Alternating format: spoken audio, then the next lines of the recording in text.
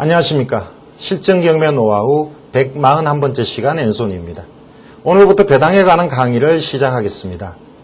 낙찰이 되고 나서 낙찰 허가 결정이 확정되면 법원은 직권으로 대금 지급기일을 지정하게 되고 낙찰자는 지급기일에 낙찰 대금을 납부해야 합니다. 대금 납부에 관한 자세한 얘기는 강의를 통해 설명해 드리도록 하겠습니다. 그럼 본격적인 강의를 시작하겠습니다. 이번 시간에는 낙찰자가 대금을 납부하는 내용, 그리고 대금을 납부했을 때의 그 효력에 대해서 공부하시고, 또 낙찰자가 채권자일 경우에 상계라는 제도에 대해서 설명을 드리겠습니다. 오늘부터 배당에 대한 전반적인 내용을 말씀드리겠습니다. 배당을 하기 전에 낙찰자는 일단 대금 납부를 하셔야 되죠. 경매의 전반적인 절차를 다시 한번 되짚어 보죠. 경매 개시가 되고 일정 기간을 정하여서 배당 요구 종기를 지정해서 이 사이에 경매에 대한 준비를 하게 되죠. 준비가 끝나면 입찰일을 공고하고, 입찰해서 바로 낙찰될 때도 있겠지만 유찰될 때도 있겠습니다. 그래서 낙찰이라는 결론이 나오죠. 경매가 낙찰이 되면 법원은 심사에서 낙찰 허가를 내리고, 낙찰 허가 후에 일정 기일을 정해서 대금을 납부하라고 낙찰자에게 통지합니다. 지금까지 여러분들이 배우신 것은 대금 납부 이전까지의 절차에 대해서입니다. 자, 지금부터는 대금 납부 이후에 대금을 납부하게 되고 이것을 법원에서 여러 권리자의 순수에 따라서 배당을 하게 되겠죠. 그리고 배당과 명도가 또 같이 관련이 있어서 배당점의 명도도 이루어집니다. 오늘 이 시간부터는 이 대납에서부터, 대금 납부에서부터 배당까지 이 내용에 대해서 설명을 드리려고 하는 겁니다. 자, 낙찰이 되고 낙찰자가 낙찰 허가를 받게 되고, 그리고 일주일간의 기간을 줘서 항고 기간까지 경과하게 되면, 그러면 법원에서는 항고 기간 이후에 대략 한 달 정도의 기간을 정해서 대금을 납부하라고 통지를 합니다. 대금 납부를 언제까지 하라고 통지를 하죠. 우편물이 옵니다. 낙찰자에게.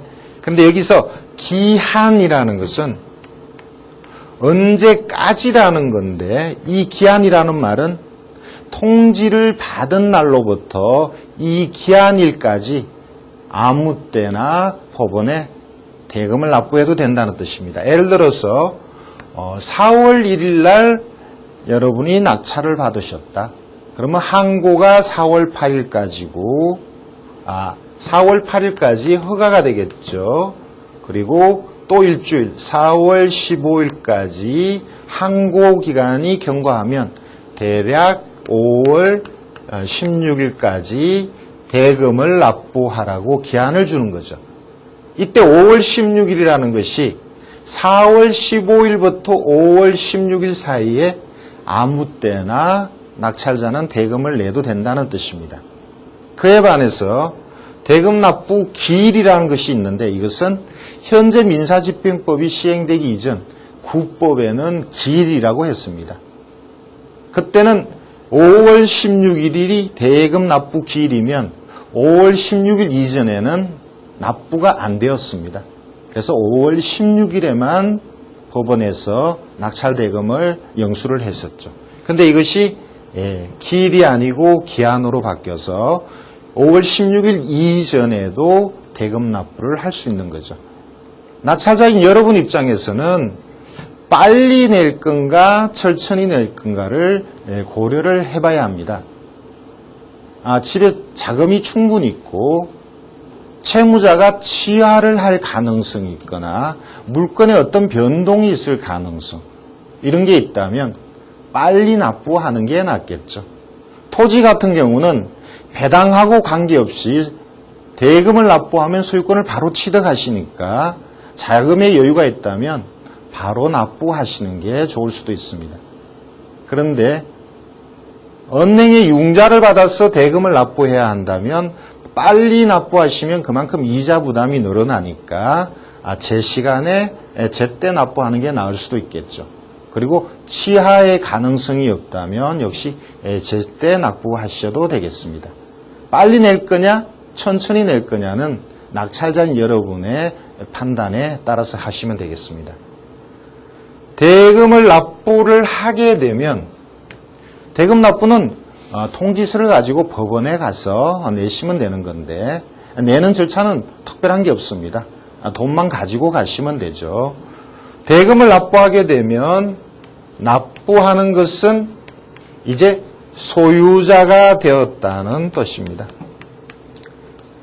대금을 납부하고 소유권 이전을 등기를 하는 것이 일반적이지만 소유권 이전 등기를 하든 안 하든 대금을 완납함으로써 합법적인 소유자가 된 거죠.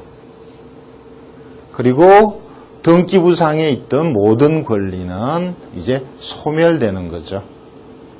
새로운 소유자로서의 완전한 권리를 획득한 것입니다.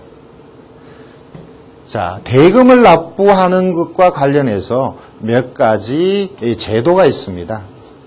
먼저 설명드릴게 채무인수라는 제도가 있습니다. 채무인수는 경매 대상인 부동산상에 여러 권리자가 있겠죠. 채권자가 있는데 낙찰자가 그중 일정 채권을 승계받고 그 금액만큼 법원에 대금 납부하는 것을 면하는 제도입니다. 예를 들어서 낙찰받은 그 부동산에 은행의 건저당이 있다. 그 은행으로부터 이 건저당을 말소시키지 않고 낙찰자가 그대로 승계받기로 하고 여기에 해당되는 만큼을 대금 납부를 안 하는 거죠. 자, 이 제도가 시행된다면 낙찰자 입장에서는 자금 부담이 줄어듭니다. 그리고 등기부상에 있는 건저당을 지우거나 또 새로 설정하는 이런 비용도 절감되겠죠. 그런데 이 채무인수라는 이 제도는 책에서 나오긴 합니다만 일반적인 물건에서는 거의 적용되지가 않습니다. 보통 은행에서 이것을 채무인수로 승계시켜 주지를 않고 또 법원에서도 이것을 승계받는 처리를 꺼려합니다. 그래서 일반 낙찰자는 채무인수가 없다고 보셔야 합니다. 자주 질문을 하시기는 하는데 실제 적용되지 않는다고 보셔야 되고 특별한 사건에서 간혹 적용되기도 합니다. 예를 들어서 큰 공장에 중소기업은행에서 대출을 해주고 경매를 신청했는데 그러한 큰 금액, 그 다음에 중소기업하고 관계되는 이런 경우에 채무인수를 하는 경우를 제가 봤었고요. 또 임대아파트 같은 경우, 임대아파트는 보통 국가의 자금이 여기 들어가 있었는데 국민은행을 통해서 들어가죠. 이 국민은행에 경매를 신청한 임대아파트를 임차인들이 낙찰받을 때, 이 아파트에 점유하고 있는 임차인들이 낙찰받을 때 대규모로 낙찰받았을 경우에 국민은행의 저당을 그대로 채무인수하게 해서 임차인들이 여러 가지 이익을 보는 경우를 봤었습니다. 임대아파트하고 관련해서 채무인수를 제가 직접 경험한 사례가 있으므로 나중에 따로 설명을 드리겠습니다. 그 다음에 대금 납부와 관련해서 또 하나 말씀드릴 게 차순위 매수인입니다. 이 내용은 역시 사례를 한두 번 말씀드렸던 기억이 나는데요. 최고가 낙찰자가 만약에 여러 가지 사정으로 대금 납부를 못하게 되면 법원은 재경매를 하게 되죠. 재경매를 하게 되면 시간상 비용상 많은 낭비가 있기 때문에 최고가 매수인에게 매수인이 대금 납부를 못했을 때 차순위가 그 최고가 매수인을 대신하는 그런 제도를 만들었습니다. 아무나 차순위 매수인이 되는 건 아니라고 말씀드렸죠.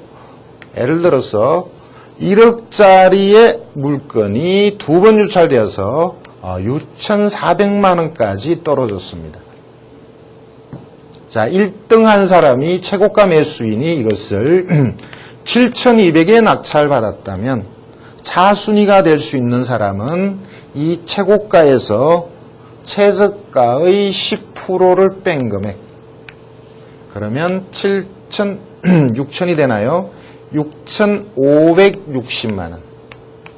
6,560만 원 이상의 입찰한 사람은 본인이 그것을 보증금을 되돌려받고 그냥 나오든가 아니면 차순위를 바로 그 자리 법원에서 신고하면 되죠. 차순위 신고자가 되면 최고가 매수인이 대금을 미납했을 경우에 차순위가 1등이 되는 거죠. 최고가 매수인이 되고 그 다음 최고가 매수인으로서의 절차를 밟으면 되는 것입니다. 차순위 매수인의 사례도 이따 제가 화면을 통해서 또 설명을 드리죠. 대금 납부와 관련해서 좀 더 말씀드릴 게 상계 제도가 있는데 이 부분은 드릴 말씀이 좀 많으니까 다음 시간에 따로 나눠서 말씀드리겠습니다. 지금까지 드린 이 내용대로 사례를 좀 더 보여드리겠습니다. 자료를 보실까요? 서울시 종로구에 빌라가 경매로 나왔습니다. 그냥 보통의 빌라네요. 소유자가 신시로 되어 있고요. 2008년 4월에 1억 2,300에 경매가 시작되었고 1억 100 정도에 낙찰이 된 사건입니다. 이 사건은 제가 경매 절차 중에서 대금 납부에 대한 내용을 설명드리려고 한 겁니다. 이 아래쪽에 있는 이런 내용은 그렇게 중요하지 않습니다. 점유자는 대항력이 없죠.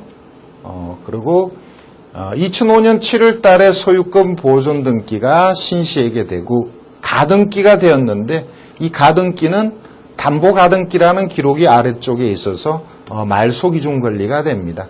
등기부는 별 문제가 없습니다. 가등기 이후의 권리는 다 지워지죠. 아래쪽에 유치권에 대한 내용이 있는데 제가 알기로는 이 유치권을 신고한 이 건설회사가 소유자가 특수한 관계입니다. 유치권을 신고한 주식회사의 대표와 이 소유자가 부부관계니까 이것은 유치권이 가짜일 가능성이 크다고 봅니다. 어쨌든 유치권에 대해서 말씀드리려는 것은 아니고, 자, 이것이 2008년 5월 6일에 낙찰되고 여기 보면 허가 결정이 났다라는 기록도 있고 대금 납부에 대한 기록도 나와 있습니다. 그래서 낙찰되고 낙찰 허가가 나고 대금 납부하고 있는 이런 일련의 과정들에 대해서 말씀드리려고 하는 것인데 이것은 일반 사이트에 나온 기록이고 이것이 대법원에서는 어떻게 기록되는지 같이 보실까요? 방금 앞에서 보셨던 그 사이트의 대법원의 기록입니다. 그 사건이 여러 건의 빌라가 경매 대상이었고 일부는 치하되고 일부는 경매가 진행된 그런 내용입니다. 오랜만에 여러분이 보시게 될 텐데 물건에 대한 어떤 이의 제기도 드러나 있고요. 많은 권리자에 대한 기록도 이렇게 나옵니다. 길 내역을 보겠습니다. 앞에서 보셨던 물건이 2번 물건입니다. 1번, 2번, 3번 이렇게 3개의 물건이 있는데 2번 물건이 2008년 4월 1일부터 입찰을 시작했고 두 번째 입찰하고 두 번째 입찰에서 80%일 때 낙찰이 된 내용이 나옵니다. 그래서 낙찰 허가, 두 번째 입찰에서 낙찰되고 그 일주일 후에 낙찰 허가가 나왔다는 기록까지 나옵니다. 5월 13일 날 낙찰 허가가 되고 그로부터 대략 한 달 정도 후의 기간을 대금 지급 기한으로 정했습니다. 그래서 5월 13일 날 허가가 나고 5월 20일까지 항고기간이 항고가 없이 진행이 되었다면 이날로부터 6월 19일 대금 지급 기한까지 이 사이의 날짜에 아무 때나 낙찰자는 대금을 납부할 수 있다는 거죠. 자, 6월 19일까지 대금 납부 기한을 정했는데 실제 낙찰자는 하루 전인 6월 18일 날 대금을 납부했네요. 보통 이렇게 낙찰이 되면 일정 절차에 따라서 허가를 하고 대금 지급 기한 날짜를 정해서 낙찰자에게 통지를 합니다. 그런데 제3자들도 통지를 받지 않고 이렇게 대법원 사이트에 들어와서 이러한 날짜들을 아무나 볼 수 있다는 거죠. 문건 처리 내역을 잠깐 볼까요? 네, 문건 처리 내역에는 여러 가지 대금을 납부했다는 내용, 최고가 매수인이 대금 납부를 했다는 내용, 그리고 대금 납부를 하게 되면 소유권을 취득합니다만 법원엔 또 별도로 등기 이전을 해달라는 촉탁을 하죠. 그래서 촉탁 신청을 했다는 그런 기록들이 보입니다. 다음 사건을 말씀드리죠.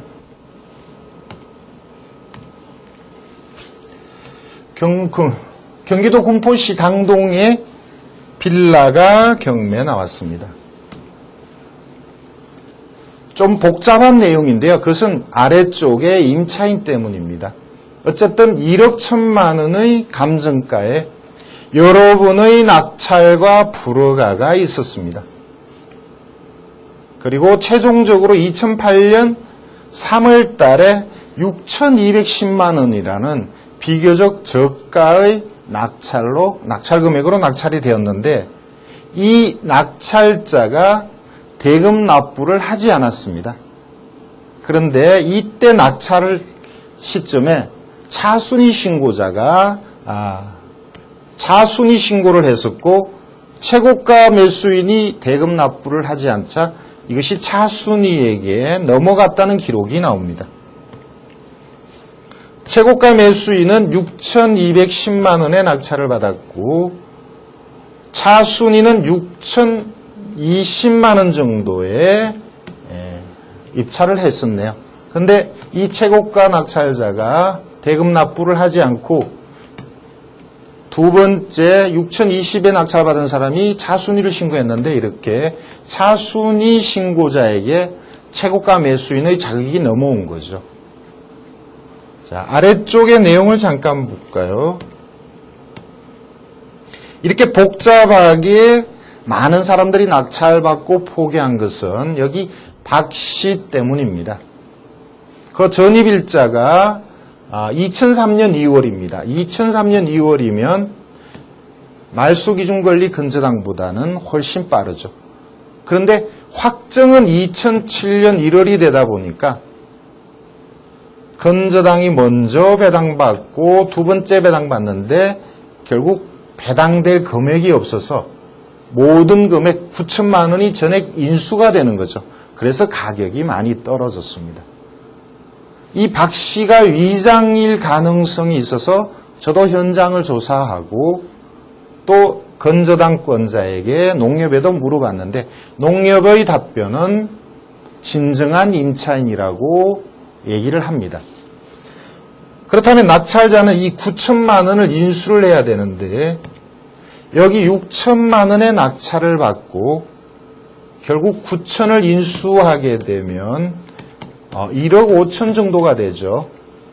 감정가보다는 훨씬 높아진 금액인데 이 지역이 군포시 검정역 쪽 뉴타운과 관련돼서 거의 시세가 1억 5천 또는 그 이상 하는 걸로 이렇게 알려져 있습니다. 자, 어쨌거나 낙찰자가 차순위 신고한 내용을 잠깐 볼까요? 이것이 법원에 어떤 내용으로 나타나는지.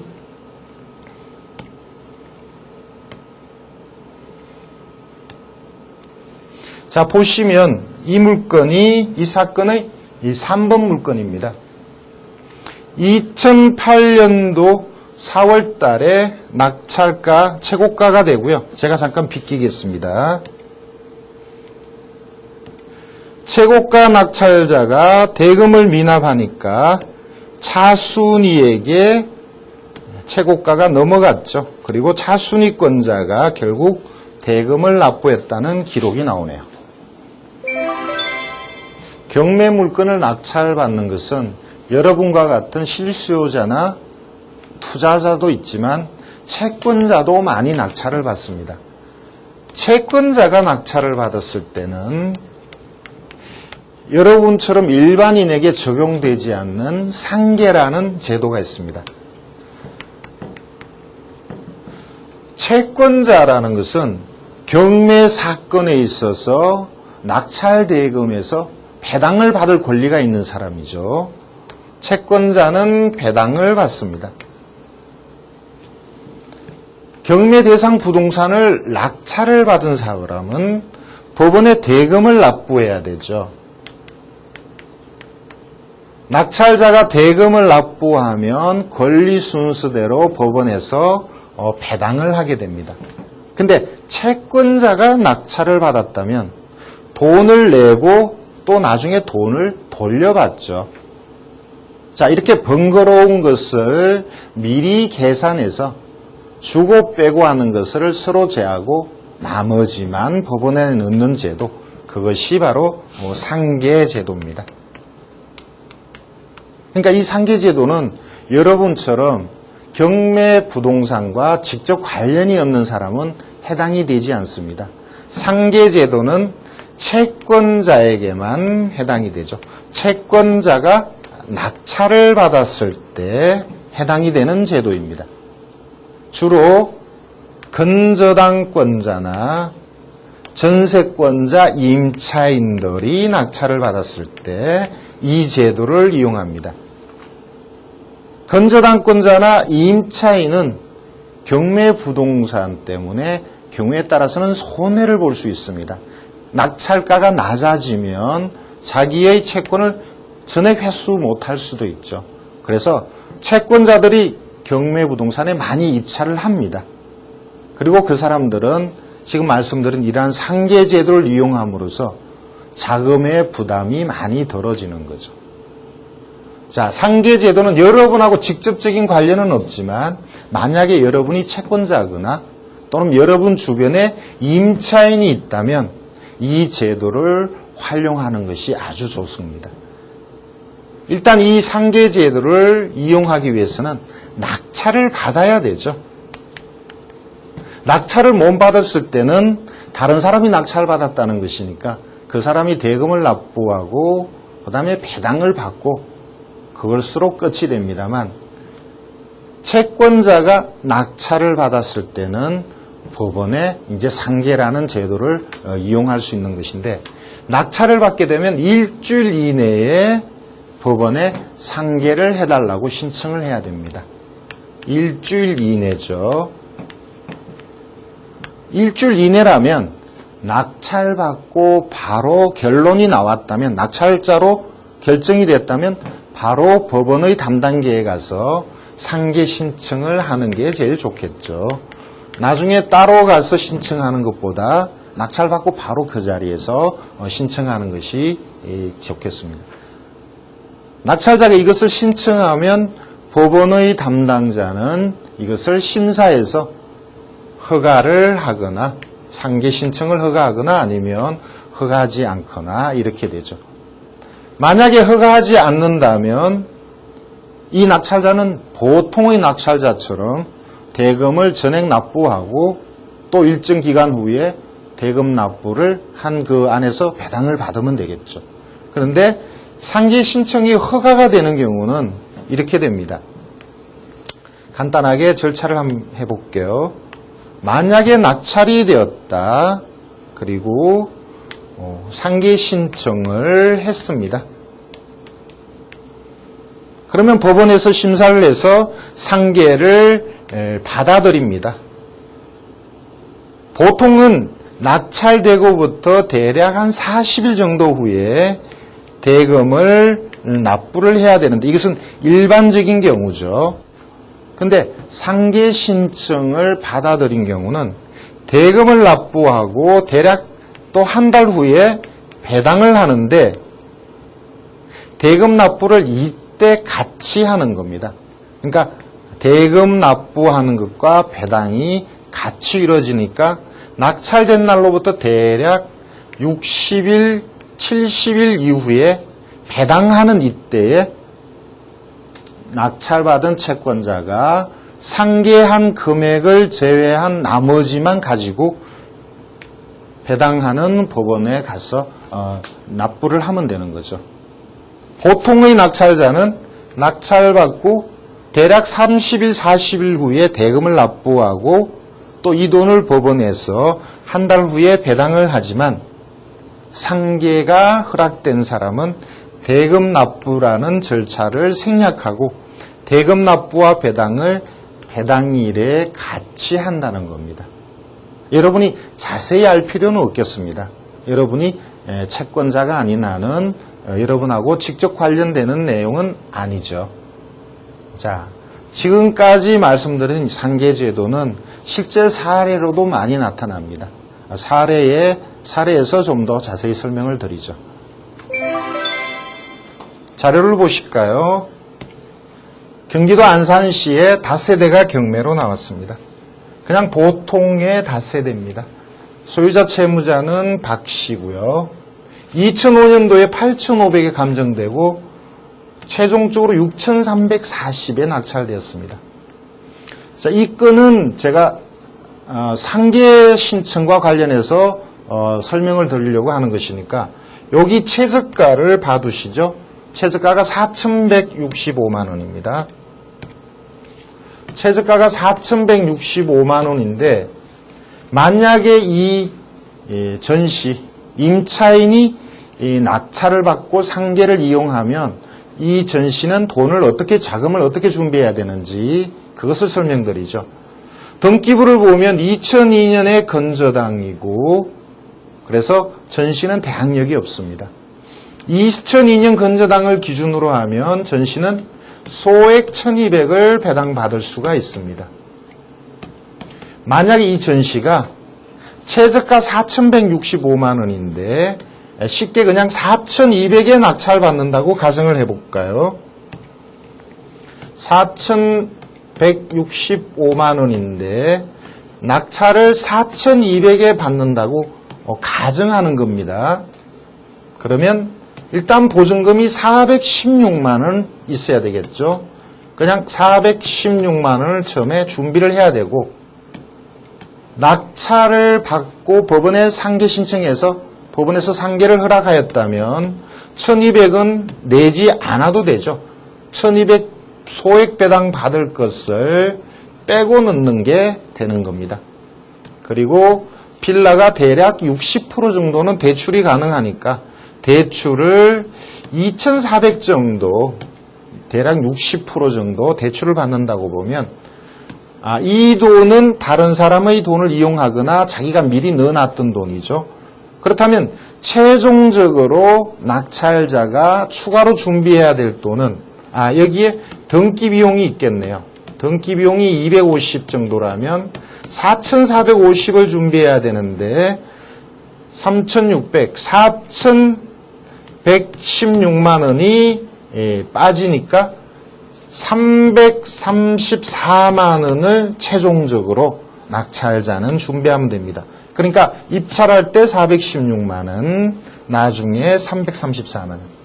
그래서 이 전시는 1,200만 원짜리의 소액 임차인이었지만 자기 돈을 대략 1,200뿐만 아니고 거기서 한 7, 800만 원을 보태서 이 집의 소유자가 되는 거죠. 물론 2,400이라는 돈은 차차 갚아야 될 돈이 되겠습니다.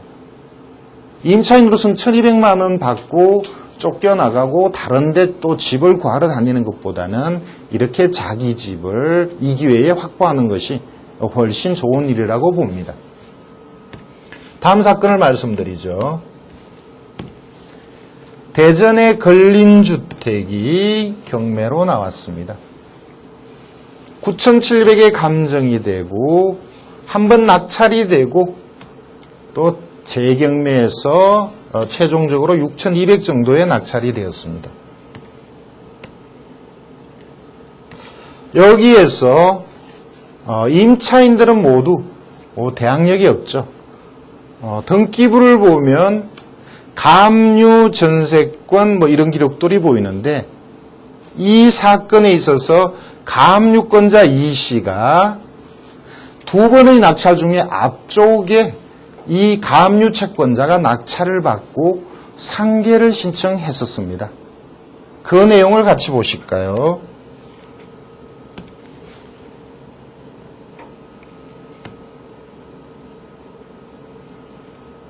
자, 여기 보시면 감유권자가 상계 신청을 했다. 결국 감유권자가 낙찰을 받았다는 얘기죠. 그리고 기일내역을 보겠습니다. 제가 잠깐 비키겠습니다.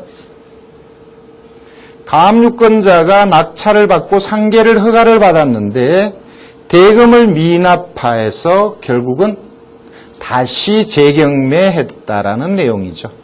그래서 상계를 신청하고도 상계 허락까지 받고도 대금 납부를 못하고 다시 재경매한 사건이 되겠습니다. 상계 신청은 여러분 주변에도 자주 나오는 사례가 되겠습니다.